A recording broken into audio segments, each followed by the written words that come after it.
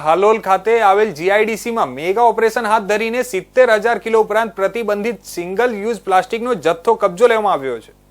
કામગીરી દરમિયાન માથાભારે લોકોના ટોળાએ પાલિકા ચીફ ઓફિસરનો ઘેરાવ કરી ભયનો માહોલ ઉભો કર્યો હતો।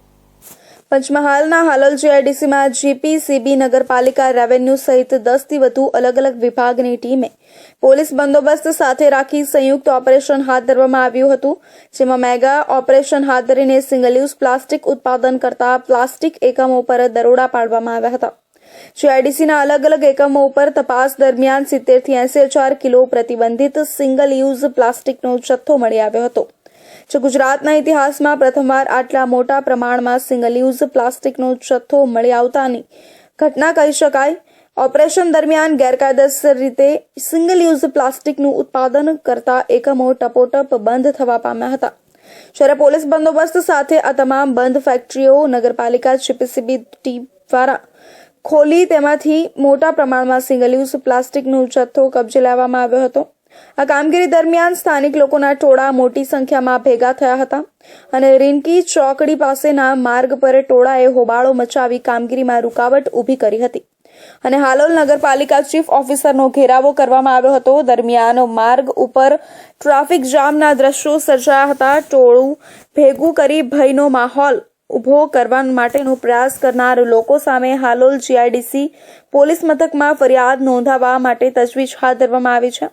આ તરફ વહેલી સવારે 8 વાગ્યાથી સાંજના 4 વાગ્યા સુધીમાં હાલોલ જીઆઈડીસીના 8 એકમોમાં તપાસ દરમિયાન 70 થી 80,000 કિલોથી વધુ પ્રતિબંધિત સિંગલ યુઝ પ્લાસ્ટિકનો જથ્થો કબજે લેવામાં આવ્યો।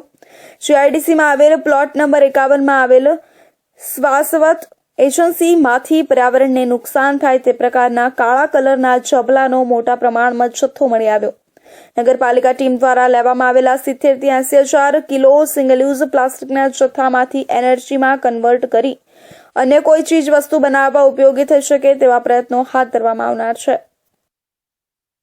હાલોલ વિસ્તારમાં આવેલ જીઆઈડીસીમાં પ્રતિબંધિત પ્લાસ્ટિકના ઉત્પાદનની ફેક્ટરીઓ ધમધમતી હતી, જે પ્લાસ્ટિક સમગ્ર ભારત સહિત ગુજરાત અને હાલોલ શહેરમાં પણ અવિરતપણે ઠલવાયા કરતું હોય છે।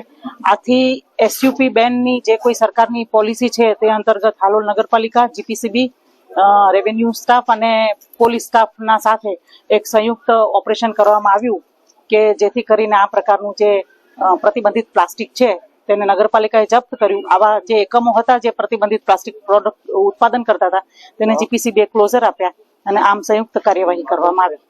પ્લાસ્ટિક રૂલ્સ જે 2016માં આવ્યા અને વખતે એના એમેન્ડમેન્ટ આવ્યા, એ મુજબ 120 માઇક્રોન કરતા ઓછી જાડાઈની પ્લાસ્ટિકની કેરી બેગ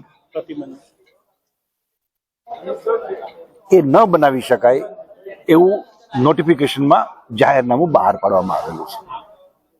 હાલ શું કાર્યવાહી કરવામાં આવી? હાલ જે ઇન્ડસ્ટ્રી કે જે મેન્યુફેક્ચરિંગ યુનિટ આવા પ્રકારનો પ્લાસ્ટિક કેરી બેગ ઇલીગલી બનાવતું હોય તેના મોનિટરિંગ ઇન્સ્પેક્શન કરી અને અમે અમારી વડી કચેરી રિપોર્ટ મોકલશું અને વડી કચેરી દ્વારા તેના ઉપર એક્શન લેવામાં આવશે। જીપીસીબી નિયામકના જણાવ્યા અનુસાર 120 કરતા ઓછી માઇક્રોપ્લાસ્ટિકનું ઉત્પાદન ગેરકાયદેસર છે। સાથે હાલોલ જીઆઈડીસીમાં મોટાભાગના પ્લાસ્ટિકના એકમો ગેરકાયદેસર રીતે ધમધમતા હોવાની ચોંકાવનારી હકીકત પણ સામે આવી છે। સંખ્યાબંધ એકમો નીતિ નિયમ વિરુદ્ધ અને કોઈ પણ પ્રકારના રજીસ્ટ્રેશન વિના ધમધમી રહ્યા છે। એટલું જ નહીં, ગુજરાત પોલ્યુશન કંટ્રોલ બોર્ડમાં મોટાભાગના એકમોની કોઈ પણ પ્રકારની નોંધણી કરવામાં આવેલી નથી। આ મામલે જીપીસીબી દ્વારા 8 જેટલા એકમોમાંથી સેમ્પલ લેવામાં આવ્યા છે અને રિપોર્ટ આવ્યા બાદ ગેરકાયદેસર પ્રતિબંધિત સિંગલ યુઝ પ્લાસ્ટિકનું ઉત્પાદન કરનાર એકમોના માલિક સામે કાયદેસરની કાર્યવાહી કરવામાં આવશે, તેમ જીપીસીબી નિયામક દ્વારા જણાવવામાં આવ્યું છે।